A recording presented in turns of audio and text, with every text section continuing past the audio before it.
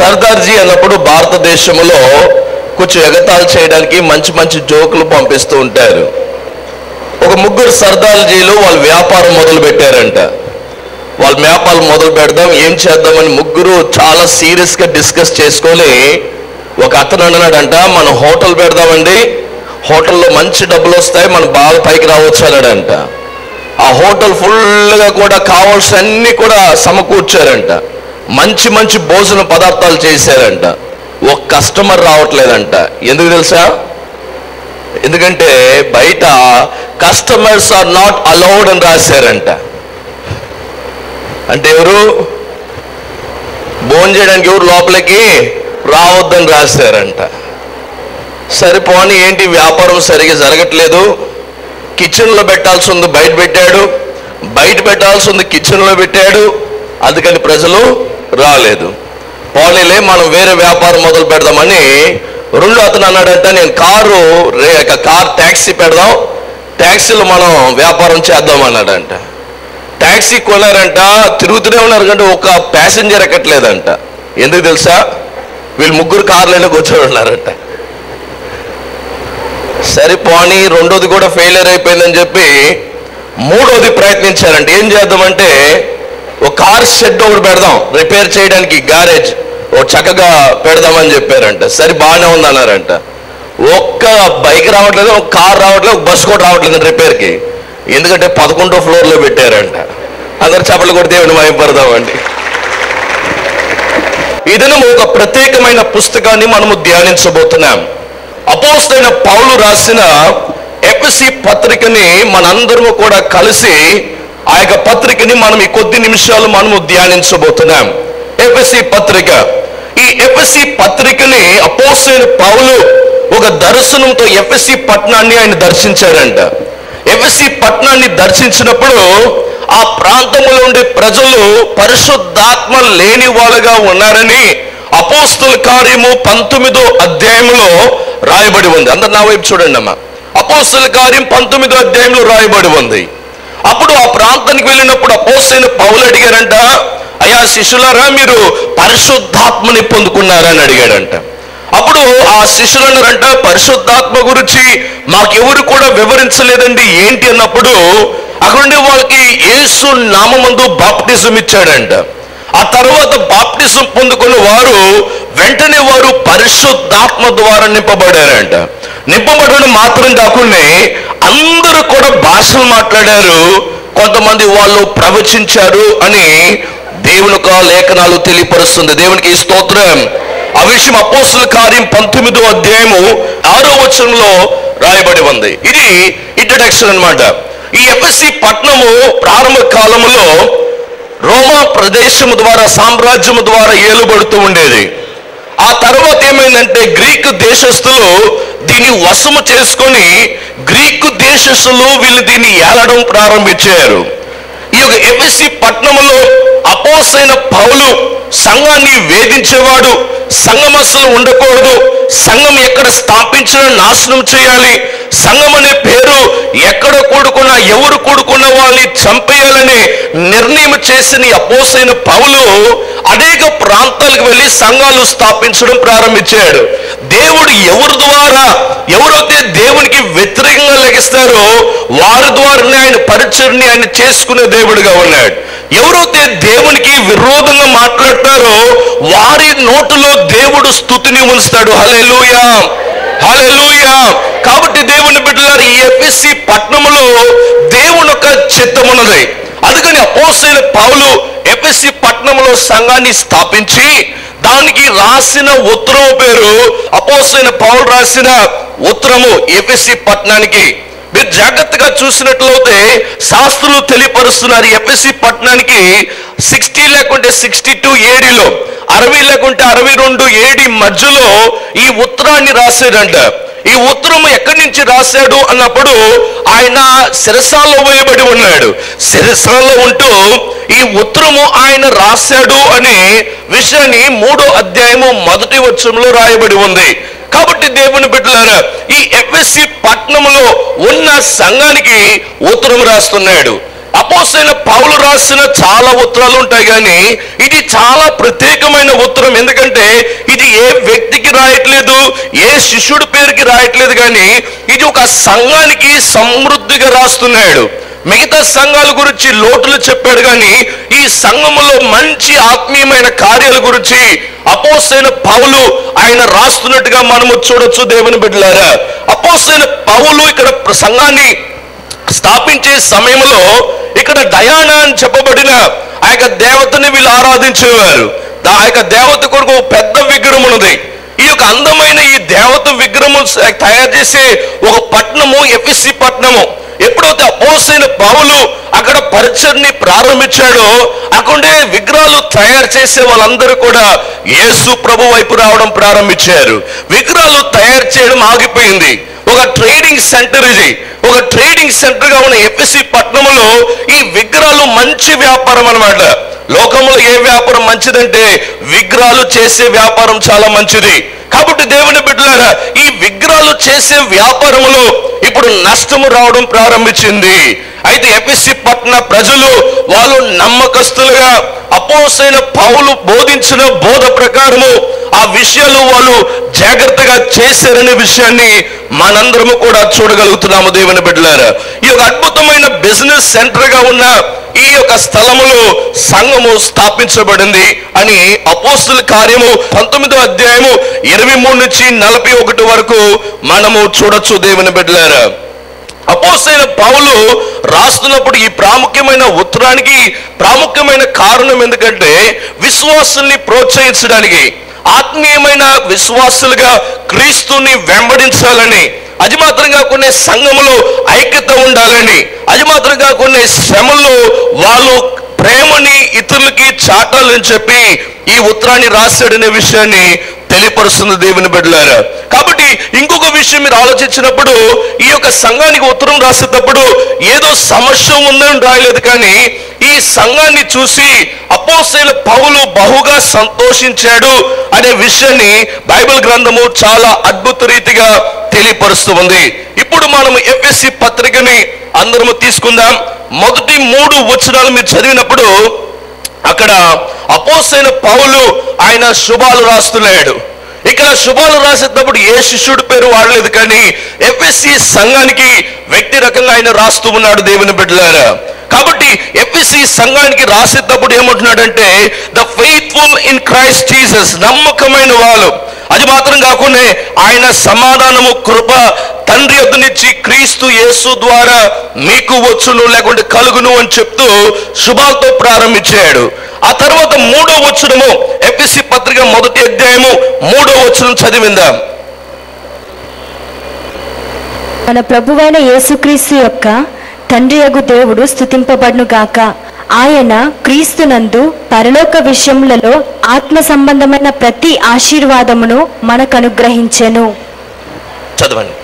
ఎట్లనగా తన ప్రియునియందు తాను ఉచితంగా మనకు అనుగ్రహించిన తన కృపా మహిమకు కీర్తి కలుగునట్లు తన చిత్త ప్రకారమైన దయా సంకల్పము చొప్పున యేసుక్రీస్తు ద్వారా తనకు కుమారులనుగా స్వీకరించుటకై మనలను ముందుగా తన కోసము నిర్ణయించుకుని మనము తన ఎదుట పరిశుద్ధులమును నిర్దోషములనై ఉండవలెనని జగత్తు పునాది వేయబడక మునిపే ప్రేమ చేత ఆయన క్రీస్తులో మనలను ఏర్పరచుకొనెను. చాలు. ఇక్కడ మనము చూసినట్లయితే 3 నుంచి 5 వచనాలు జాగ్రత్తగా చూసినప్పుడు అపోస్తలుడైన పౌలు ఆయన ఉత్తరాన్ని ప్రారంభిస్తూ ఆయన ఏమంటున్నాడంటే ఆత్మీయమైన ఆశీర్వాదము ప్రతి విశ్వాసి పొందుకోవాలంట. ఈ లోకంలో సాధారణంగా ప్రసంగాలు చేసేటప్పుడు మీరు ఆశీర్వదించబడాలి, మీరు ఆశీర్వదించబడాలి, మీరు డబ్బుగలు అవ్వాలి, ఈ ప్రసంగాలు మీరు సాధారణంగా వింటూ ఉంటారు. అపోస్తలుడైన పౌలు తన సంఘం లేకుండా తన శిష్యులకి తన యొక్క విశ్వాసులకి ఆయన హెచ్చరించే మాట ఏంటంటే ఆత్మీయమైన ఆశీర్వాదములు మనందరము కూడా వర్ధిల్లాలి అనే విషయాన్ని ఆయన స్ట్రెస్ చేస్తున్నాడు. ఎందుకంటే జగతి పునాది వేయకముందే ఆయన ప్రేమ ద్వారా మనందరిని కూడా ఎన్నుకున్నాడంట. దేవుడికి ముందుగా తెలుసు ఆదాము అవ్వ వాళ్ళు తొట్టిల్తారని. ఆదాము అవ్వ తొట్టిల్లినట్లయితే ఏమి చేయాలని తెలుసు, ఆదాము అవ్వ తొట్టిల్లుకున్నట్లయితే ఏమి చేయాలని కూడా లాజికల్ గా దేవుడికి ఖచ్చితంగా తెలిసి ఉండాలి. దేవుని బిడ్డలారా, కాబట్టి కాబట్టి జగతి పునాది వేయకముందే మీరు నేను పరిశుద్ధమైన గుంపులో చేరాలని చెప్పి అపోస్తలుడైన పౌలు ఆయన ఈ ఉత్తరాన్ని రాస్తూ ఉన్నాడు. కాబట్టి ఈ సంఘములు ఉండే వాళ్ళని ఏమని పిలుస్తున్నాడంటే పరిశుద్ధులు అని పిలుస్తున్నాడు. దేవుని సంఘానికి వచ్చే వాళ్ళందరూ కూడా మీరు పరిశుద్ధులుగా ఉండాలి. పరిశుద్ధులుగా మార్చబడడం ఎలాగా అంటే మంచి పనులు చేయడం ద్వారా మనం పరిశుద్ధులం అవుతామా? పేదలకి సహాయం చేయడం ద్వారా పరిశుద్ధులం అవుతామా? లేకుంటే అనాథులకి భోజనం పెట్టడం ద్వారా పరిశుద్ధులం అవుతామా? లేకుంటే పుణ్య స్థలాలకు వెళ్ళడం ద్వారా మనము పరిశుద్ధులం అవుతామా? లేదండి దేవుని బిడ్డలారా. ఎవరైతే యేసు ప్రభువే దేవుడిని నమ్మి ఆయనే ప్రభు అని ఒప్పుకొని మెస్సయ్య అని ఒప్పుకొని నీటి బాప్టిజం పొందిన వారు రక్షించబడును అని యేసు ప్రభు వారు తెలియపరిచాడు. కాబట్టి యేసు ప్రభువే దేవుడిని ఒప్పుకోవడం మాత్రం సరిపోదు. అయితే యేసు ప్రభువే దేవుడిని ఒప్పుకొని నీటి బాప్టిజం పొందుకోవాలి. సమీప కాలంలో ఒక ప్రశ్న వచ్చింది, శిలువలో వేయబడిన ఆ యొక్క దొంగ ఏమయ్యాడు? ఆయన శిలువ వేయబడినప్పుడు నీ రాజ్యంలో జ్ఞాపం చేసుకున్నాడు. వెంటనే యేసు ప్రభు అన్నాడు, నువ్వు నేడి నాతో పరదేశంలో ఉండు. ఈ లోకంలో చాలా అబద్ధ బోధలు తయారైపోతున్నాయి. వారికి ఇష్టం వచ్చినట్టుగా బైబిల్ బోధించేసుకుంటుంటారు. కాబట్టి చాలా జాగ్రత్తగా ఉండాలి. ఆయన యేసు ప్రభు వారు చెప్పింది ఏంటంటే ఆయన నేడే నువ్వు నాతో పరదేశి ఉండు అన్నాడు.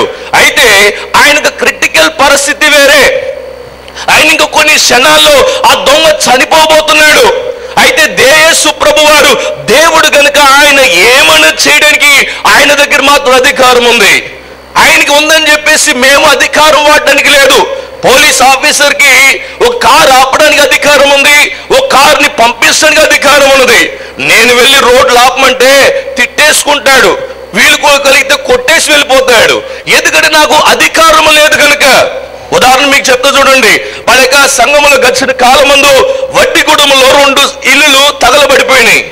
2 ఇల్లులు తగలబడినప్పుడు వెంటనే లాలయ్య గారు ఏం చేశారంటే ఆ విషయం ఎరిగి అక్కడ వెళ్ళి సంప్రదించి ఈ 2 కుటుంబాలు కూడా ఇల్లు కట్టించాలని నిర్ణయం చేశారు. అందుకని పక్కింటోళ్ళు బాగా పాకేసుకున్న వాళ్ళు మాకు కూడా కట్టించేస్తారా? కట్టించరు. ఎందుకంటే వాళ్ళకి బాగానే ఉంది కాబట్టి.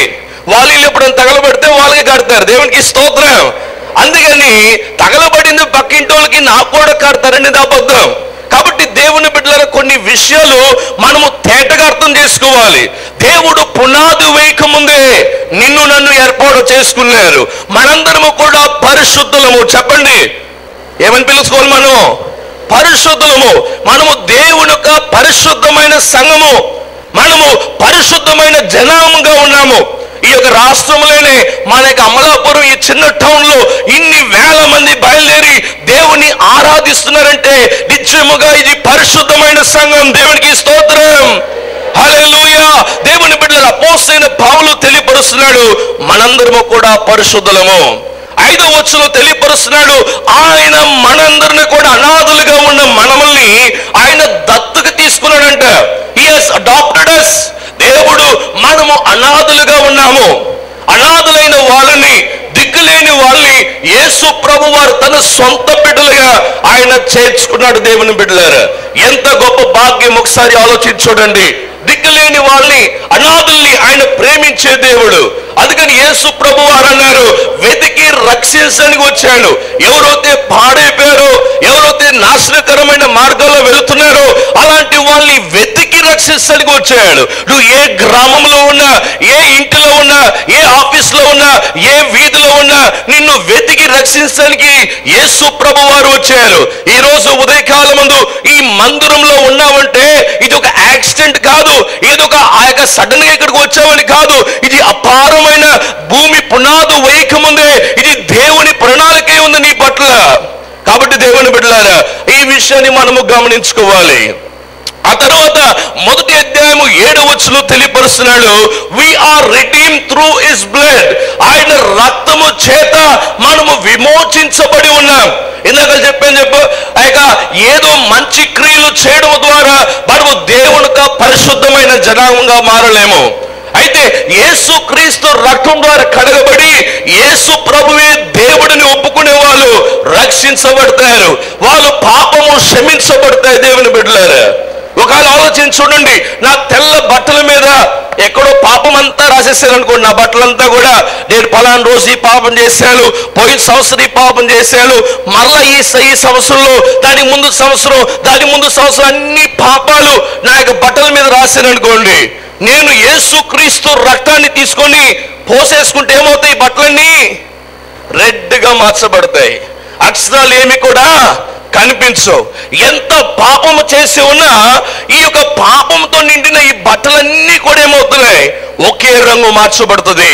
అందుకని అపోస్తలుడైన పౌలు అంటాడు, యేసుక్రీస్తు రక్తము చేత మనందరము కూడా కడగబడి ఉన్నాము దేవుని బిడ్డలారా. అది మాత్రం కాకుండా ఆయన 13వ వచనంలో చాలా చక్కగా తెలియపరుస్తాడు, మనందరము కూడా పరిశుద్ధాత్మ ద్వారా ముద్రించబడిన వారుగా ఉండాలి. ఏదో మిగతా విషయాలు ముద్రించబడడం కాదు, పరిశుద్ధాత్మ ద్వారా నింపబడి పరిశుద్ధాత్మ దేవుణ్ణి పొందుకొని భాషలు మాట్లాడుతూ ప్రవచిస్తూ ఆత్మీయమైన కార్యాలు సంఘములో చూడాలి దేవుని బిడ్డలారా. కాబట్టి అపోస్తలుడైన పౌలు అంటున్నాడు, మీరు పరిశుద్ధాత్మ ద్వారా ముద్రించబడారు. ఎందుకంటే అపోస్తలుడైన పౌలు ఆ సంఘాన్ని దర్శించడానికి వెళ్ళినప్పుడు అక్కడ పరిశుద్ధాత్మ దేవుడు లేడు, దాని గురించి బోధించడానికి లేదు. కాబట్టి దేవుని బిడ్డలారా, పరిశుద్ధాత్మ దేవుని గురించి తెలియని వాడు ఏమి బోధించగలడు? ఒకవేళ రక్షించబడిన వాడు రక్షణ గురించి ఏమి చెప్పగలడు? లేకుంటే ఒకడు చదువు లేనివాడు, ఈ రాలేని వాడు చదువు గురించి ఏం చెప్పగలడండి? ఒక రక్షించబడిన వాడు ఏమి చేయగలడు? ఈ పరిశుద్ధమైన దేవుని ఆ యొక్క పరిశుద్ధమైన స్థలంలో ఆలోచించి చూడండి. ఎవరైనా మాట్లాడేచ్చంటే పాపుడు కూడా వచ్చి మాట్లాడగలడు. అయితే పాపము గురించి పరిశుద్ధత గురించి మాట్లాడాలన్నట్లయితే పాపంలో ఉన్నవాడు రక్షించబడి పరిశుద్ధమైన జీవితం కలిగి ఉన్నప్పుడు ఆ పరిశుద్ధతాన్ని గురించి ఆయన మాట్లాడగలడు. కాబట్టి దేవుని బిడ్డల విషయాన్ని మనందరము కూడా గమనించాలని నేను ప్రభు పేరిట కోరుతూ ఉన్నాను. దేవుని బిడ్డలారా, 2వ అధ్యాయంకి వచ్చినప్పుడు 2వ అధ్యాయం 1వ వచనం నుంచి 10వ వచనం వరకు ఏమంటున్నాడంటే, ఆయన కృప చేత మనం రక్షించబడి ఉన్నాం, మన క్రియల చేత కాదు, మన మంచి పనుల చేత కాదు, ఆయన కృప చేత రక్షించబడ్డాం. ఎందుకంటే ఆయన ప్రేమ అంత గొప్పది కనుక ఆ గొప్ప ప్రేమ ద్వారా మనందరము కూడా రక్షించబడి ఉన్నాం. హల్లెలూయా, హల్లెలూయా. ఎంత ప్రేమించాడంటే తన గొర్రెల కొరకై తన ప్రాణాన్ని అప్పగించాడు. తన స్నేహితుడి కొరకై తన ప్రాణాన్ని ఇచ్చే యేసు ప్రభు ఉండగా మనకెందుకు భయము? కాబట్టి దేవుని బిడ్డలారా, నేను ఇంకా సజీవుడిగా ఉన్నాను, కాబట్టి నీ పాపమంతటిని నేను భరించాను అని యేసు ప్రభు వారు అక్కడ తెలియపరుస్తున్నాడు. యేసు ప్రభు వారు పోయిన వారం ఆయన పునరుత్థానం అయ్యాడు అనుకోండి, 40 రోజులు ఈ భూమిలో ఎందుకున్నాడు తెలుసా? దాని గురించి ఆలోచిస్తూ చర్చిస్తున్నాను ఈ వారం అంతా. ఎందుకు యేసు ప్రభు వారు 40 రోజులు ఉండాలి? 40 సంవత్సరాలు ఉండొచ్చు కదా, లేకపోతే భూమి పునాది వేయకముందే ఆయనను ప్రేమించాడంటే ఈ లోకంలో శాశ్వతంగా ఉండిపోవచ్చు కదా. ఎందుకంటే యూదులు అప్పటికే ఆయన సమాధికి సీలు వేశారు. సీలేశారంటే లోకంలో ఏ సమాధి కూడా ఇంతవరకు కూడా సీలేసి అంత జాగ్రత్తగా ఉంచిన సమాధి ఏది లేదు. ఎందుకంటే ఎవరు కూడా చచ్చిపోయిన తిరిగి లెగిస్తానని ఇంతవరకు చెప్పిన వాడు నెరవేర్చబడలేదు. దేవుని బిడ్డలారా, భారతదేశంలో కూడా ఒక నేనే అల్లాని, నేనే యేసు ప్రభుని, నేనే హిందూ దేవుళ్ళు అన్నాడు, లెగస్తాను 3వ రోజు అన్నాడు, ఇంతవరకు లెగలేదు. ఆయన సమాధి మీద గడ్డి మొలిసింది, మార్బల్ వేశారు, మార్బల్ కూడా అసలు చేయలేదు. దేవునికి స్తోత్రం. ఆలోచించి చూడండి దేవుని బిడ్డలారా, యేసు ప్రభు సమాధి తెరవబడింది. సమాధి తెరవబడింది, శిష్యులు ఎత్తుకుని వెళ్ళిపోయారని ఒక అబద్ధ నిందనేశారు. ఆ యొక్క సైనికులకి డబ్బిచ్చి మోసం చేశారు. అందరు తాగిందా? వీళ్ళు వెళ్ళి ఊరంతా చెప్పారు శిష్యులు ఎత్తుకుని వెళ్ళిపోయారని. ఒకవేళ ఆ విషయము ఒకవేళ యేసు ప్రభు 40 రోజులు ఈ భూమిలో లేకపోతే లోకమంతా ఈ యొక్క అన్య దేశస్తులు ఏమంటారంటే ఇంకా మాటను పట్టుకొని ఎలాడుతున్నారు. కాబట్టి యేసు ప్రభు వారు ఆయన మర్దలేని మరియకి కనిపించాడు, మిగతా 10 మంది శిష్యులు కనిపించాడు, ఆ తర్వాత 7 మంది శిష్యులు కనిపించాడు, ఒకేసారి 500 మంది కనిపించాడని అపోస్తలుడైన పౌలు తెలిపించాడు. అది మాత్రం కాకుండా ఆయన 40 రాత్రులు పగళ్ళు శిష్యులతో నడిచి వాళ్ళకి బోధించాల్సిన విషయాన్ని బోధించాడు, స్వస్థతలు చేశాడు, వాళ్ళు ఎలాగూ సేవ చేయాలనే విషయాన్ని కూడా యేసు ప్రభు వారు బోధించి ఒకేసారి వారు చూస్తుండగా పరలోక రాజ్యంగా ఆరోహమయ్యాడు. It is eyewitness. ఆ శిష్యులందరూ అగుండే ప్రజలందరూ కూడా ఆయన ఆరోహమై పరలోక రాజ్యం వెళ్ళడము చూశారు. యేసు ప్రభువారు 40 రోజులు భూమిలో ఉండడానికి కారణం ఎందుకంటే ఇంకా నేను సజీవ లెక్కలో ఉన్నాను. హల్లెలూయా, హల్లెలూయా. ఆయన రోమా ప్రదేశానికి, సామ్రాజ్యానికి ధైర్యంగా చెప్పాను, నేను ఇదో సదాకాలము నేను భూమిలో సజీవుడిగానే ఉన్నానన్నాడు. దేవునికి స్తోత్రం. ఈ రోజు వరకు ఆయన సమాధి మీద రాయబడింది, ఆయన ఇక్కడ లేడు. ఈ రోజు వరకు లేడు. దేవునికి స్తోత్రం. హల్లెలూయా. దేవుని బిడ్డలారు, కాబట్టి ఆయన మనకి సీల్ వేశాడు, పరిశుద్ధాత్మ ద్వారా మనందరిని కూడా ముద్రించాడు. అది మాత్రం కాకుండా ఆయన ప్రేమ చేత, ఆయన కృప చేత మనందరిని కూడా రక్షించాడు. అందుకని హైఫర్ట్ కృపకి వెళ్ళట్లేదు. కొంతమంది ఇలా ప్రసంగం చేస్తారు, కృప ఉంటే నువ్వు బాప్టిజం తీసుకోకపోయినా రక్షించబడతావు, నువ్వు పాపం చేసేది నీ వీక్నెస్ అని కొంతమంది ఈ కాలంలో ఇలా తయారైపోయారు. వాళ్ళకి ఏం తేడా నాకు అర్థం కాదు. బైబిల్ వాళ్ళు చదువుతున్నారా లేదో కూడా అర్థం కాదు. కొంతమంది ఇష్టం, వాళ్ళ ఇష్టం అన్నమాట, వాళ్ళ ఇష్టం. అలాంటి వాళ్ళు బోధలు వినడానికి కొన్ని వేల మంది వెళ్ళిపోతారు. గుడ్డోడు వెనుక గుడ్డోడు వెళ్తే మనకేదో మాట ఉంటుంది కదా, సామెత మీ అందరికి బాగా తెలుసు, అలాగే అయిపోద్ది అనమాట. కాబట్టి దేవుని బిడ్డలారా, మనం జాగ్రత్తగా ఉండాలి. అపోస్తలుడైన పౌలు చాలా చక్కగా తెలియపరుస్తున్నాడు. 2వ అధ్యాయం మొదటి 10 వచనాల్లో ఆయన కృప చేత మనం రక్షించబడాం, మన క్రియల చేత కాదు అనే విషయాన్ని తెలియపరుస్తున్నాడు. అదే 2వ అధ్యాయం 11వ వచనం నుంచి 13వ వచనం వరకు చాలా చక్కగా తెలియపరుస్తున్నాడు.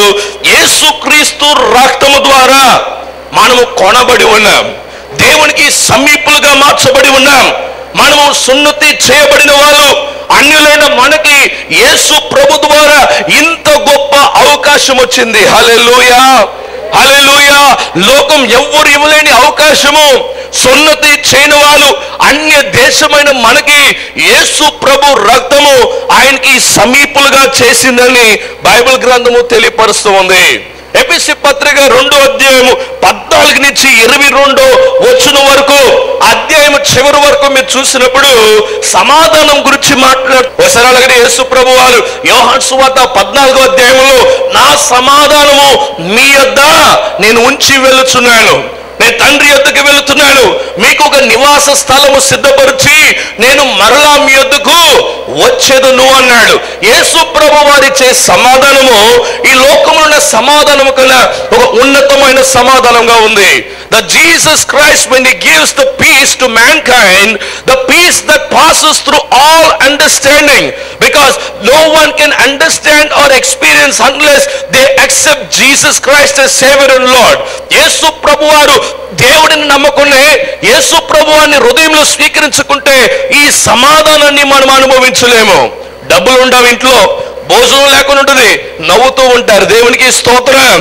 అన్నీ ఉంటాయి, కోట్ల లెక్కలో డబ్బులు ఉంటాయి, అయితే జీవితంలో సమాధానం లేకుండా చాలా మంది జీవిస్తున్నారు. హల్లెలూయా, హల్లెలూయా. ఈ మధ్య కాలంలో మన యొక్క సినిమా యాక్టర్ల గురించి కూడా ప్రార్థన చేయాలి. ఎంతో మంది నవ్విస్తారు, క్షణంలో ఊరేసుకుని చచ్చిపోతున్నారు. కారణం తెలియట్లేదు. ఎంతో సంపాదించారు, ఎన్నో కోట్లు సంపాదిస్తున్నారు, అయితే ఆఖరిగా వాళ్ళ జీవితము ఉరేసుకుని చచ్చిపోతున్నారు. ఎందుకు తెలుసా? సమాధానం లేదు. లోకం అంతటిని నవ్వేస్తున్నారు, ఆయనకి సొంత సమాధానం లేదు. ఒకసారి అలాగే షారుఖ్ ఖాన్ న్యూస్ రిపోర్టర్లకి చెప్పేటప్పుడు ఆయన అంటాడు, నేను ఇంతమందిని ఫ్యాన్స్ ఉన్నారు కానీ నా హృదయంలో నాకు సమాధానం లేదని చెప్పాడు. అది మాత్రం కాకుండా లోకంలో అందమైన స్త్రీ డయానా అనే ఆవిడ చచ్చిపోకముందు ఆవిడ చెప్పిన మాట ఏం తెలుసా? నా అందము నాకు సమాధానము కలిగించలేదు. నేను ఎక్కడ వెళ్ళినా కెమెరాలు తీసుకుని వచ్చేవారు, నాకు ఒక్క నిమిషం కూడా నా యొక్క ప్రైవసీ లేదు, ఒక ప్రైవేట్ లైఫ్ లేదు, ఈ లోకమే నాకు సమాధానము లేదన్నారు. లోకమైన అందగతి రాసిన మాట అది. దేవుని బిడ్డలారా, ఈ ఉదయకాలం ముందు అపోస్తలుడైన పౌలు ఎఫెసీ సంఘానికి రాసేటప్పుడు అంటున్నాడు, నా యొక్క దేవుని యొక్క సమాధానము ఆయన మీకు ఇచ్చుచున్నాడు. హల్లెలూయా, హల్లెలూయా. ఆ సమాధానం ఎలాంటిదంటే దేవునికి మనకున్న అడ్డుగోడని బద్దలు కొట్టి దేవునితో మనకి సమాధానము కలుగజేస్తాడు. మీకు మీ పిల్లలకి, మీకు మీ భార్యకి, మీకు మీ పక్కింటోళ్ళకి గొడవ ఉంటే మాట్లాడతారా? వాళ్ళ ముఖం చూస్తారా? వాళ్ళని దూరం చూస్తుంటే లోపల నుంచి ఉడికిపోతుంటది, అంతేనా? కాబట్టి అలాంటిదంతా కూడా మాయమైపోద్ది. ఎప్పుడంటే యేసు ప్రభు వారు నీలోకి వచ్చినప్పుడు వారిని చూస్తేనే అయ్యో పాపంలే, తెలియకుండా చేశాడులే ఆయన యేసు ప్రభులాగా త్యాగం కలిగిన మాటలు పలుకుతారు. ఎప్పుడంటే ఆయన నిత్య సమాధానము మన యొద్దకు వచ్చినప్పుడు. అందుకని ఆయన 17వ వచనం చెప్తాడు, and he came and preach peace to you. ఆయన ఈ లోకానికి రావడం ఎందుకంటే సమాధానమైన వర్తమానము అందించడానికి. లోకంలో ఏ మతము కూడా సమాధానం గురించి బోధించలేదు, కానీ యేసు ప్రభువారు శాశ్వతము సమాధానాన్ని పాటించాడు. ఆఖరిగా సిలువ వేయబడినప్పుడు ఆయన ప్రాణం వదిలినప్పుడు భూకంపం వచ్చింది, సూర్యుడు కమ్మిపోయాడు, చీకటి కమ్ముకున్నది. ఎన్ని సెకండ్లండి భూమిని ఇలాగలంటే లోకం అంతా మునిగిపోద్ది. గ్రావిటేషనల్ ఫోర్స్ ని కొంచెం చేంజ్ చేస్తే లోకం సృష్టి అంతటిని కొలాప్స్ చేయగలిగిన అంత ఉన్నతమైన దేవుడు ఆ ఆఖరి నిమిషం ఏమంటున్నాడు తెలుసా? వీరు ఏమి చేయుచున్నారు, వీరు ఎరుగురు గనుక వీరిని క్షమించమని చెప్పి సమాప్తమైందని చెప్పి ఆయన ప్రాణం విడిచిపెట్టాడు. ఆయన ప్రాణం విడిచిపెట్టినప్పుడే భూకంపం వచ్చిందంటే ఆలోచించి చూడండి. ఆయన పునరుత్థానమైనప్పుడు భూకంపం వచ్చింది. ఎంత గొప్ప విషయం ఆలోచించి చూడండి దేవుని బిడ్డలారా. ఆయన సమాధానకర్త ఉన్నాడు. అందుకని యేసు ప్రభు అంటారు, ఆయన కొండ మీద చేసిన ప్రసంగము మత్తయి సువార్త 5వ అధ్యాయం అంటాడు, సమాధాన పరుచువారు దేవుని కుమారులు కుమార్తెలను పిలువబడతారని. కాబట్టి ఆ సమాధానం మీలో ఉండాలి దేవుని బిడ్డలారా. 3వ అధ్యాయంకి వచ్చినప్పుడు ఆ ప్రవచనము భారతదేశముకే నేను నమ్ముచున్నాను, చైనా దేశంగా నమ్ముచున్నాను, అరబీ దేశం నుండి అరబీల కొరకే నేను నమ్ముచున్నాను. ఎందుకంటే యూదులతో పాటు ఇజ్రాయేల్తో పాటు అన్యులకు కూడా ఒక అవకాశం యేసు ప్రభు వారు ఇచ్చారంట.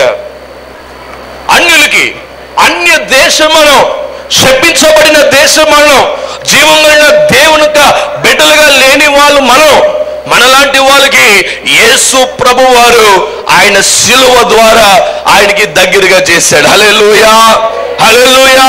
ఏదో యూదులో ఇశ్రాయేలు ప్రజలు మాత్రం ఈ జీవం కలిగిన దేవునికి సంబంధాలని మాత్రం కాకుండా ఈ యొక్క యేసు ప్రభు ద్వారా అన్య జనాంగమైన మనందరిని కూడా ఈరోజు ఇన్ని వేల మంది కూడుకొని ప్రతి ఆదివారం మనం ఆరాధిస్తున్నామంటే ఇది దేవుడు చూపించిన ఆయన కృప చేతనే విషయాన్ని మనం మర్చిపోకూడదు. కాబట్టి దేవుని బిడ్డలారా, ఈనాడు భారతదేశం మాత్రం కాదు, చైనా దేశం, జపాను, ఇక అనేక దేశాల్లో ఏ దేశం అది సువార్త ప్రకటించబడట్లేదు ఆ దేశాల్లో కొన్ని వేల మంది బయలుదేరుతున్నారు. దేవుని బిడ్డలారా, దేవుడు నీకు ఇచ్చిన రక్షణ బట్టి నువ్వు ఆనందించాలి.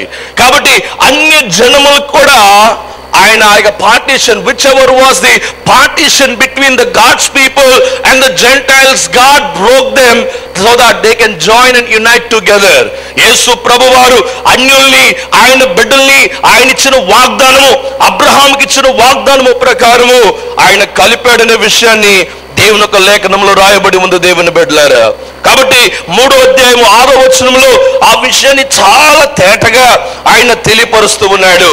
కాబట్టి దేవుని బిడ్డలారా, ఆ యొక్క 3వ అధ్యాయము 8 నుంచి 13 వరకు చదివినప్పుడు, అందుకని సువార్తను నేను అన్యులకి ప్రసంగించడానికి నేను వచ్చి తెలియని అపోస్తలుడైన పౌలు తెలియపరుస్తున్నాడు. యూదులకు మాత్రం కాదు, ఎఫెసీ వాళ్ళకు మాత్రం కాదు, లేకుంటే అంతియోకు మాత్రం కాదు, లేకుంటే ఇతర ప్రాంతాలకు కాదు, అపోస్తలుడైన పౌలు అన్యులకి సువార్తని ప్రకటించడానికి బయలుదేరాడు దేవుని బిడ్డలారా. ఈరోజు అన్యులైన వాళ్ళని మనందరం కూడా క్రీస్తుని ఆరాధిస్తున్నామంటే ఏదో ఎవరో చెప్పేస్తారని మీరు మారి రావడానికి మీరేమో దద్దమ్మలు కాదండి. అది విషయం కూడా అర్థం చేసుకోవాలి. క్రీస్తు యేసు ప్రభువారు వ్యక్తి రకంగా నీ పట్ల చేసిన నిబంధనను బట్టి ఇంతకాలము మీరు ప్రార్థన చేసిన ఆలకించబడలేదు, కానీ యేసే దగ్గర మీరు ప్రార్థన చేసినప్పుడు ఆయన మీ పట్ల అద్భుత కార్యము చేశాడు కనుక ఈరోజు మనందరము కూడా ఈ జీవం కలిగిన దేవుణ్ణి ఆరాధించడానికి వచ్చి ఉన్నాము దేవుని బిడ్డలారా. కాబట్టి ఆ విషయాన్ని రాస్తూ ఆయన ఈ యొక్క రహస్యాన్ని గురించి రాస్తూ వస్తున్నాడు. ఆ తర్వాత 3వ అధ్యాయము 14 నుంచి 21వ వచనం ఎఫెసీ పత్రికలో మీరు చదివినప్పుడు లోకములోని అందరూ కూడా ఆయన ముందు మోకరించి ప్రార్థన చేయాలంట. లోకములోని అందరూ ప్రార్థన చేసేటప్పుడు అనేక రీతిగా ప్రార్థన చేయొచ్చు. మోకరిస్తూ ప్రార్థన చేయొచ్చు. కొంతమంది కుర్చీలో కూర్చొని ప్రార్థన చేస్తారు, కొంతమంది నిలబడి ప్రార్థన చేస్తారు, కొంతమంది నడుస్తూ ప్రార్థన చేస్తారు, కొంతమంది సాష్టాంగపడి ప్రార్థన చేస్తారు. ఏలాగూ ప్రార్థన చేసినా మీరు ఎక్కువ సమయము మోకరించి ప్రార్థన చేయాలి. దేవుని ముందు నమస్కారము చేయాలి, ఆయన ముందు తగ్గించుకోవాలి. మోకాలు సమస్యలు ఉండే వాళ్ళు కింద బాగా కూర్చొని ప్రార్థన చేయండి, లేదంటారా ఓ కుర్చీ మీద చాలాసేపు ప్రార్థన చేయండి. ప్రార్థన అనుభవము వారికి చాలా ఆశీర్వాదము దేవుని బిడ్డలారా. పిఎం సీఎంకి ఫోన్ నంబర్ ఇస్తే ఎన్నిసార్లు ఫోన్ చేస్తారో ఒకసారి చూడండి. ఎంతమంది ఎన్ని ఎస్ఎంఎస్లు పంపించేస్తారో. కొంతమంది ఎస్ఎంఎస్లు చూడడానికి టైం ఉంటుంది, ఫేస్బుక్, ట్విట్టర్, ఇతర కార్యాలు చూడడానికి టైం ఉంటుంది. దేవునితో మాట్లాడడానికి టైం ఉండదు. దేవునితో మాట్లాడడానికి టైం ఉండదు. ఒక ఎస్ఎంఎస్ వస్తే దాన్ని 10 సార్లు చదువుకుంటారు, కానీ దేవుని వాక్యం ఒకసారి కూడా చదవడానికి మనసు రాదు. ఇలాంటి అన్యులైన మనందరికి కూడా క్రీస్తు యేసు ప్రభువారు మనందరిని కూడా ఆయన సమానులుగా చేర్చాడు. దేవుని బిడ్డలారా, మనందరము కూడా ఆయన బిడ్డలుగా చేర్చుకున్నాడు. అది క్రీస్తు యేసు ప్రేమ ద్వారా, మనకి జ్ఞానము ద్వారా ఆయన దగ్గర మనము జతపడి ఉన్నాము అనే విషయాన్ని చెప్తూ ఆయన 3వ అధ్యాయంని పూర్తి చేస్తున్నాడు. 4వ అధ్యాయంకి వచ్చినప్పుడు 1వ వచనం నుంచి 6వ వచనం వరకు ఐక్యత గురించి మాట్లాడుతున్నాడు. ఐక్యత, మనలో కుల భేదాలు ఐక్యతలో ఉండకూడదు, లేకుంటే రాజకీయ భేదాలు మనలో ఉండకూడదు. మీలో కొంతమంది ఇతర పార్టీలకు సాయం చేయొచ్చు, ఇక కొంతమంది వేరే పార్టీకి సాయం చేయొచ్చు, మీలో ఇంకో కొంతమంది పార్టీలకే సాయం చేయకుండా ఓటు వేయని వాళ్ళు కూడా ఉండొచ్చు. మీరు ఎలాగున్నా కూడా దేవుని సంఘం వచ్చినప్పుడు మనందరము కూడా ఏక శరీరులుగా ఉండాలి. దేవునికి స్తోత్రం. హల్లెలూయా. అందరు చేతులపై హల్లెలూయా చెప్పండి. హల్లెలూయా.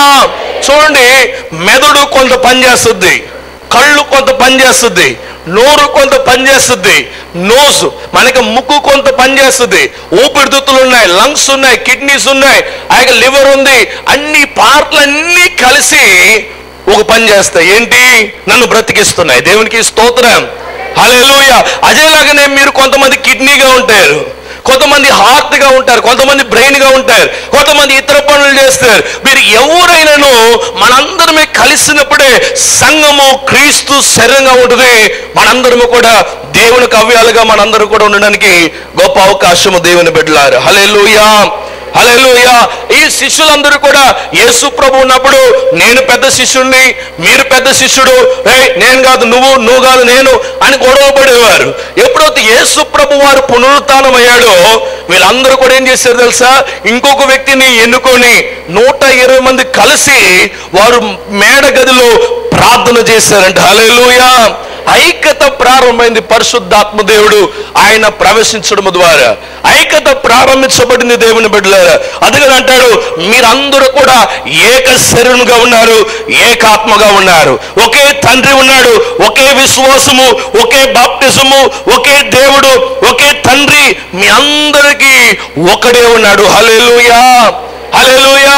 వేరే వేరే దేవుళ్ళు, వేరే వేరే పేర్లు చెప్పుకొని జీవించినట్లయితే అక్కడ మనకి తేడా ఉంటుంది. దేవుని బిడ్డలారా, లోకంలో ఏ దేశమని కానీ, ఏ రాష్ట్రమని కానీ, ఏ కులమని కానీ, ఏ క్రీడని కానీ, ఏ కలర్ అని కానీ, ఏ హైట్ అని కానీ, అందరి కొరకు యేసు ప్రభు వారు ఒకేసారి మరణించాడు.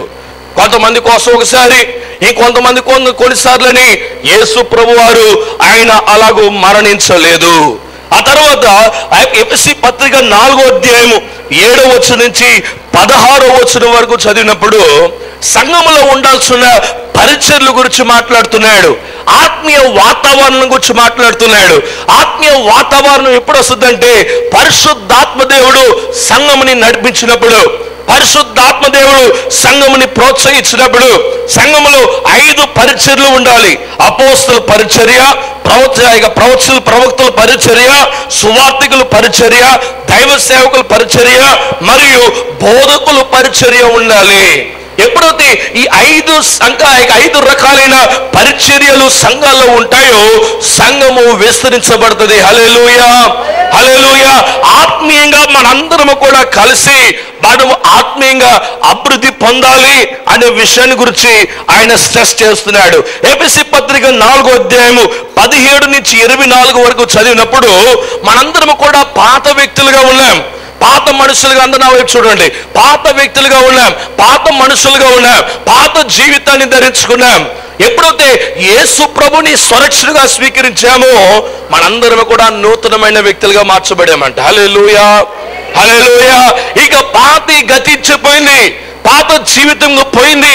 కాబట్టి సమస్తము క్రీస్తు యేసు ద్వారా నూతన పరచబడిందంట. కాబట్టి కొత్త బట్టలు వేసుకొని పాత ప్యాంటు కొత్త షర్ట్ వేసుకుంటామా? లేదంటే బాగా పాడైపోయి చిరిగిపోయిన ప్యాంటు కొత్త జుబ్బా పైజామా వేసుకుని తిరుగుతామా? ఆలోచించి చూడండి దేవుని బిడ్డలారా. పాడైపోయిన జోళ్ళు వేసుకుని, చిరిగిపోయిన జోళ్ళు వేసుకుని మంచి సూట్ వేసుకుని తిరుగుతామా? చూసేవాడు ఏమనుకుంటాడు తెలుసా? మీకే బాగా తెలుసు. దేవునికి స్తోత్రం, హల్లెలూయా. సూటు బూటు అన్ని వేసుకొని, సూటు బూటు అన్ని వేసుకుని బాగా చక్కగా ఉండి, జోళ్ళు భయంకరమైన చిరిగిపోయిన జోళ్ళు వేసుకుని నడుచుకుంటూ వెళ్తూ నవ్వుతూ వెళ్తే ఏమనుకుంటారు? మనోడికి ఏదో తేడా ఏమో, అందుకని ఇంత బాగా తయారడే కానీ ఇక్కడేదో ప్రాబ్లం అనుకుంటారు. కాబట్టి క్రొత్త జీవితం ధరించుకున్న నీవు మరలా పాత జీవితానికి వెళ్ళకూడదు. అందుకని కుక్కల విషయమై జాగ్రత్తగా ఉండమని అపోస్తలుడైన పౌలు ఫిలిప్పీ పత్రికలో రాస్తూ ఉన్నాడు. ఎందుకంటే పాత జీవితాన్ని మరలా ధరించుకునేది కుక్కలు. తిన్నదాన్ని వాంతి చేసుకుని మరలా తినే జీవితం కుక్కలు. చాలా మంది అయ్యా ఈ పాపం చేయొద్దు, ఇలాంటి ఘోరమైన పాపం చేయొద్దు, ఈ మార్గంలో వెళ్ళొద్దు అంటే ఆ మార్గంలో వెళ్ళే వాళ్ళే అలాంటి పాపులండి. కాబట్టి జాగ్రత్తగా ఉండాలి. ఎన్నిసార్లు చెప్పినా పాపం నుంచి విడుదల పొందుకోకూడదు. పాప వేషధారణమైన జీవితాన్ని కలిగిన వాళ్ళు అర్థార్థగా మరణిస్తారంట. కాబట్టి మనందరం కూడా జాగ్రత్తగా ఉండాలి దేవుని బిడ్డలారా. కాబట్టి ఎఫెసీ పత్రిక 4వ అధ్యాయము 25 నుంచి 32 వరకు చదివినప్పుడు ఇక్కడ చాలా ప్రాముఖ్యమైన ఒక విషయాన్ని గురించి అపోస్తలుడైన పౌలు మాట్లాడుతున్నాడు. ఏంటి అన్నప్పుడు అక్కడ మీరు పరిశుద్ధాత్మ దేవుణ్ణి దుఃఖించద్దండి, ఆయన దుఃఖ పెట్టద్దండి అని అపోస్తలుడైన పౌలు ఆయన మాట్లాడుతున్నాడు దేవుని బిడ్డలారా. 31వ వచనం అంటాడు, మీ హృదయంలో కోపమైన మాటలు కానీ, ద్వేషము కానీ, అపవిత్రమైన మాటలు కానీ, ఇతరుల మీద ఆయన నిందలు వేయడం కానీ, లేకుంటే ఇతరుల్ని క్షమించలేని పరిస్థితి కూడా ఆయన్ని సంతోష పెట్టదంట, ఆయన్ని దుఃఖ పెడతదంట. మనందరము కూడా యేసు ప్రభుని సిలువ వేశాం. సిలువ వేయబడిన యేసు గురించి ప్రకటిస్తున్నాం. అందుకని సిలువ వేయబడిన యేసుని ప్రకటిస్తున్నామని ప్రతిరోజు ఆయన సిలువ వేయాల్సిన పని లేదు. కాబట్టి దేవుని బిడ్డలారా మన జీవితాన్ని మార్చుకోవాలి అని అపోస్తలుడైన పౌలు ఇక్కడ రాస్తున్నాడు. 5వ అధ్యాయంకి వచ్చినప్పుడు 3 విషయాల గురించి ఆయన స్ట్రెస్ చేస్తున్నాడు. 1వ వచనం నుంచి 7వ వచనం వరకు ప్రేమలో నడవమంటున్నాడు, క్రీస్తుకి సువాసనగా ఉండమంటున్నాడు. క్రీస్తు కొరకే ఈ లోకంలో బుద్ధిహీనుడిగా జీవించద్దు, పనికిరాని వాడిగా జీవించద్దు, పాపంలో జీవించదు, కానీ క్రీస్తు యేసు వలన కలిగిన ఆ ప్రేమని ధరించుకొని క్రీస్తు రూపములో be the imitators of Christ, అంటే క్రీస్తు రూపములో, క్రీస్తు ఆలోచించే రూపములో, క్రీస్తు నడిచిన మార్గములో మనందరము కూడా నడవమని ఆయన తెలియపరుస్తున్నాడు దేవుని బిడ్డలారా. చాలా మంది అన్నీ ఉంటాయి కానీ ప్రేమ ఉండదు, ఎవరి గురించి ఒక ద్వేషం ఉంటుంది. పలానా వ్యక్తి పలానా సంవత్సరం ఈ మాట అన్నాడు అంటారు. మనం అలాగే చేసుకుంటూ వెళ్ళిపోతే మనం ఎంతమందిని క్షమించలేకపోతున్నాం, అంతమంది మనములు కూడా క్షమించరు దేవుని బిడ్డలారా. కాబట్టి దేవుని బిడ్డలారా క్షమాపణ ఎలాగ వస్తుందంటే ప్రేమ వలన కలుగుతుంది. కాబట్టి ఇతరుల్ని ప్రేమించాలి. దిద్దు వల్ల నీ పొరుగువాన్ని ప్రేమించమన్నాడు, నీ కుటుంబాన్ని ప్రేమించమన్నాడు. లోకంలో అందరినీ ప్రేమించేది మన యొక్క క్రీస్తు కుటుంబం మాత్రమే. దేవునికి స్తోత్రం, హల్లెలూయా. ఆ 5వ అధ్యాయంలో 2వ భాగం చూసినప్పుడు 8వ వచనం నుంచి 14వ వచనం రాస్తున్నాడు. ఇక్కడ ఏమి రాయబడిందంటే ఆ వెలుగులో నడువుడి. దేవునికి స్తోత్రం, హల్లెలూయా. మీరు ఇక బైబిల్ గ్రంథంలో ఎఫెసీ పత్రిక చదవాల్సిన పని లేదు, ప్రతి వచనం కూడా నేను మీకు వివరిస్తున్నాను. కాబట్టి మనందరము కూడా వెలుగులో నడవాలి. యేసు ప్రభు వారు చెప్పారు, నేనే లోకానికి వెలుగై ఉన్నాను.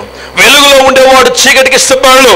కాబట్టి ఈ వెలుగులో నడవాలి అన్నప్పుడు చీకటిని విడిచిపెట్టాలి. చీకటిలో కాలు పెట్టి వెలుగులో కాలు పెడితే మనందరం కూడా అలా జీవించలేము. అందుకని అపోస్తలుడైన పౌలు అంటాడు, మీరందరూ కూడా దేవుని వెలుగుకి పిల్లలై ఉన్నారు, వెలుగుకి సంబంధమైన వాళ్ళుగా ఉన్నారు, వెలుగుకి పిల్లలై ఉన్నారు. కాబట్టి మీ వెలుగు ప్రకాశించబడినట్లు మీరు ఒకరి ఎడల ఒకరు ఐక్యత కలిగి, ఆ యొక్క నమ్మకం కలిగి, ఆ యొక్క చీకటి పనుల్లో నుంచి, ఆ యొక్క భయంకరమైన ఆ యొక్క దుష్టత్వం నుంచి మనం పారిపోయి దేవునికి వెలుగుగా మనము జీవించమంటున్నాడు. హల్లెలూయా, హల్లెలూయా. కరెంట్ ఒక నిమిషం ఆగిపోతేనే ఆ కరెంటు ఎన్ని మాటలు తిడతారో ఆ కరెంటు వాళ్ళ గురించి ప్రత్యేకంగా మనం ప్రార్థన చేయాలి. వీళ్ళు ఎవరైనా కరెంటు బంద్ చేస్తే ప్రతి వారం కూడా ఐటెస్కులు పేరు ఇవ్వండి. కరెంట్ ఆగిపోతే వాడు ఏమైపోతాడో నాకు తెలియదు, కరెంట్ ఈ టైంలో ఆపేస్తాడంటారు. జాగ్రత్త అండి, మనం అలాంటి మాటలు వాడకూడదు. ఎందుకంటే వాళ్ళు కూడా మనలాంటి మనుషులే. వాళ్ళు కరెంట్ పోల్ మీద పని చేస్తుంటారు. నువ్వు మా మాట అంటే ఆ టైంలో కరెంటు చోటు చచ్చిపోతే ఆ షాప్ మనకెందుకు? కాబట్టి ఎవరి గురించి కూడా అపవిత్రమైన మాటలు పలకద్దండి. కాబట్టి వెలుగులో నడిచేవాడు క్రియారూపంగా మాటల్లో నడవాలని అపోస్తలుడైన పౌలు హెచ్చరిస్తున్నాడు. ఆ తర్వాత మూడో భాగంగా 15వ వచనం నుంచి మీరు చూసినప్పుడు ఆ 21వ వచనంలో ఆయన ఏమంటాడంటే, మీరందరూ కూడా జ్ఞానములో నడవాలి. దేవునికి స్తోత్రం, హల్లెలూయా. జ్ఞానంలో నడిచే వాళ్ళుగా ఉండాలి. పిల్లలారా, మీరందరూ కూడా జ్ఞానంలో ఎదగాలి, జ్ఞానంలో అభివృద్ధి అవ్వాలి. జ్ఞానవంతుడు వాళ్ళని రాజ్య సింహాసనం దగ్గర తీసుకెళ్తాడంట. జ్ఞానవంతుల్ని వాళ్ళని హెచ్చిస్తాడంట దేవుడు. జ్ఞానం లేనివాడు అన్నము కూడా లేనివాడు అవుతాడంట. దేవుడు అందరికీ సమానంగా సృష్టించాడు. ఒకడేమో 10 సార్లు చదువుతాడు, ఒకసారి ఏమో కొంతమంది ఒకసారి చదువుతారు. కొంతమంది సంవత్సరాల కొద్ది సైకిల్ నేర్చుకుంటాడు, ఒకసారి 10 సార్లు పడిపోయి ఒకేసారి తొక్కుతూ చేతులు వదిలేసి వెళ్ళిపోయి స్టంట్లు చూపిస్తుంటాడు. కాబట్టి ఎంత కూడా మనం ఇచ్చే ఇంట్రెస్ట్ని బట్టి ఉంటుంది, మనం ఇచ్చే కాన్సన్ట్రేషన్ బట్టి ఉంటుంది. కాబట్టి అందరూ కూడా జ్ఞానములో నడవాలి అని అపోస్తలుడైన పౌలు హెచ్చరిస్తున్నాడు. 5వ అధ్యాయంలో ఆ తర్వాత వస్తూ ఆయన ఏమంటాడంటే, మీరు 22 నుంచి ఆయన 33 వరకు చదివి చూసినప్పుడు ఆయన కుటుంబాన్ని గురించి రాస్తున్నాడు. ఎంత అద్భుతమైన విషయం చూడండి. కుటుంబం అన్నప్పుడు భర్త శిరస్సే ఉన్నాడు కనుక భార్యని లోబడు అన్నాడు. రెండో ప్రాముఖ్యమైనది తెలుసా, భార్యని భర్త గారు ప్రేమించమని చెప్పి ఆ మాటలు ఆయన ముగిస్తున్నాడు. నీ స్వంత శరీరాన్ని ఎంతగా ఘనపరుస్తావో దేవుడిచ్చిన నీ భర్తని, నీ భార్యని నువ్వు ప్రేమించినట్లయితే అదే గొప్ప ఆజ్ఞని యేసు ప్రభు వారు తెలియపరిచాడు.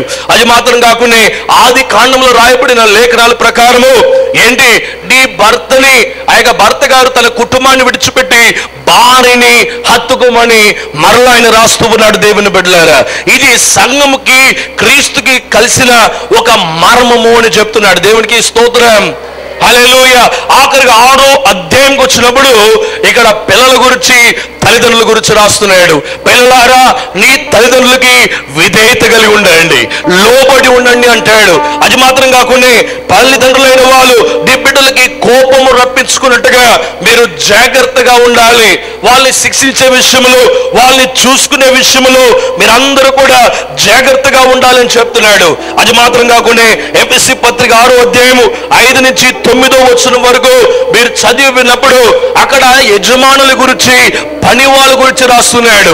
యజమానుడు అని చెప్పి ఇష్టం వచ్చిన మాటలు మాట్లాడదు, పనివాడని చెప్పి యజమానుడికి మోసం చేయొద్దు, నమ్మకమైన దాసుడిగా ఉన్నట్లయితే దేవుడు నిన్ను ఆశీర్వదిస్తాడని చెప్పాడు.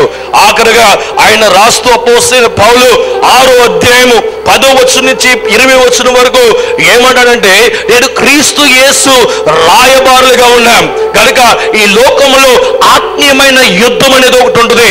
కాబట్టి ఆత్మీయ యుద్ధానికి సంబంధించిన వస్తువులు శరీరం మీద ధరించుకొని క్రీస్తుకి మనము సాక్షులుగా ఉండాలి. ప్రతి విషయంలో సైతాను మనకి వ్యతిరేకంగా తీసుకొస్తున్న ప్రతి విషయంలో కూడా జాగ్రత్తగా ఉంటూ దానితో ఒక సైనికుడు వలె దానితో యుద్ధము చేయమని చెప్పి అపోస్తలుడైన పౌలు ఎఫెసీ సంఘానికి హెచ్చరిస్తున్నాడు. దేవుని బిడ్డలారా, ఆఖరిగా మీరు చూసినప్పుడు ఎఫెసీ పత్రిక 6వ అధ్యాయము 21 నుంచి 24 వరకు మీరు చదివినప్పుడు మరలా శుభాలు రాస్తూ ఆయన ఉత్తరాన్ని ముగిస్తున్నాడు. ఎంత అద్భుతమైన విషయం చూసారా. ఇప్పుడు ఎఫెసీ పత్రికని మీరు ఇవాళ వెళ్ళి ఒక 10 సార్లు చదవండి, లైఫ్ లాంగ్ చచ్చిపోయే వరకు కూడా ఎఫెసీ పత్రికని మీరు మర్చిపోలేరు. కాబట్టి దేవుని బిడ్డలారా, మన అందరము కూడా ఈ అపోస్తలుడైన పౌలు రాసిన ఈ ఉత్తరమైన ఎఫెసీ పత్రిక ప్రకారము మన సంఘము మార్చబడాలి, మన జీవితాలు మార్చబడాలి. ఎప్పుడైతే అలా మార్చబడతామో మనము క్రీస్తుకి సాక్షులుగా ఉంటాం, క్రీస్తు బిడ్డలుగా ఉంటాం, వెలుగుకి సంబంధం కలిగిన వాళ్ళుగా ఉంటాం, ప్రేమ కలిగి ఉంటాం, కుటుంబాన్ని నడిపించే వాళ్ళుగా ఉంటాం. తల్లిదండ్రులు బిడ్డల్ని ప్రేమిస్తారు, బిడ్డలు తల్లిదండ్రుల్ని, ఆయన పిల్లలైన వాళ్ళు తల్లిదండ్రులకి సన్మానించే వాళ్ళుగా ఉంటారు. ఆత్మీయ యుద్ధంలో ఆయన సహాయపడతారు. ఆయన బిడ్డలైన మనందరినీ కూడా ఆయన ఆశీర్వదించే దేవుడిగా ఉన్నాడు. కాబట్టి ఈ మాటలతో ఈ వారం అంతా కూడా తృప్తిగా దేవుని యందు సంతోషించండి. అందరూ లేచి పడదాం, మనం ప్రార్థన చేసుకుని మనం ముగించుకుందాం. వెనక నిలబడిన వాళ్ళు ఎవరైనా వ్యాధి కలిగిన వాళ్ళు ఉన్నట్లయితే బలహీనతను బాధపడుతున్నావేమో, ఎక్కడైతే నీ బలహీనత ఉందో అక్కడ చేపెట్టు. నేను నీ గురించి ప్రార్థన చేస్తాను. యేసు నిన్ను ముట్టబోతున్నాడు. యేసు నిన్ను ముట్టి స్వస్థపరచబోతూ ఉన్నాడు. ముట్టండి యేసయ్య, నీ బిడ్డల్ని ముట్టండి. కన్నీటితో ప్రలాపిస్తున్న నీ బిడ్డల్ని మీరు ముట్టండి. వ్యాధితో కనిక్రమ కొరకే కనిపెడుతుండగా ముట్టండి యేసయ్య. ఓ రాత రాశియా లోకమానియా రాకార స్వస్థతని అనుభవించునుగా యేసు నామములో. Be healed in the name of Jesus. యేసు నామములో వ్యాధి అంతా సంఘం నుంచి బయటికి వెళ్ళు, బయటికి యేసు నామములో. ప్రతి రకమైన దురాత్మ శక్తులు, మాంత్రిక శక్తులు, సైతాను శక్తులు, సంఘం నుంచి దూరం చేస్తున్న ప్రతి రకమైన వ్యాధి యేసు నామములో పో, యేసు నామములో. Thank you Lord, thank you Lord, thank you Lord. యేసు నామములో స్వస్థతను అనుభవించునుగాక. ప్రతి వ్యక్తి శాంతిని అనుభవించునుగాక. ఆత్మహత్య చేసుకోవాలనుకునే వాళ్ళు వెంటనే ప్రభు వాళ్ళ హృదయాన్ని మార్చండి. ప్రతి రకమైన డిప్రెషన్ ఆత్మని యేసు నామములో శరీరాలు విడిచి బయటికి వెళ్ళు. సంఘం ఇంకా ఎదుగులాగన, ఈ సంఘంలో ప్రభు 7-8 ఆరాధన జరుగులాగన నీ ప్రజల్ని కదిలించమని ప్రార్థన చేస్తున్నాను. మీ కార్యం చేయండి. యేసు నామములో ప్రార్థిస్తున్నాం తండ్రి, ఆమేన్. మా ఆరాధన సమయములు ప్రతి ఆదివారం మొదటి ఆరాధన ఉదయం 6 గంటలకు, రెండవ ఆరాధన 8:30 గంటలకు. శక్తివంతమైన ఆరాధన మరియు అభిషక్తుల చేత అద్భుతమైన దేవుని వర్తమానములు విని మీరు ఆశీర్వదించబడగలరు. రండి, మాతో కలిసి ప్రభుని ఆరాధించండి. మన్నా జూబ్లీ చర్చ్, అమలాపురం. మా ఫోన్ నంబర్ 9006-800005 మరియు 9008-400005. Our address, Manna Jubilee Church, Amalapuram. Our phone numbers 90006-80005. Also 90008-40005.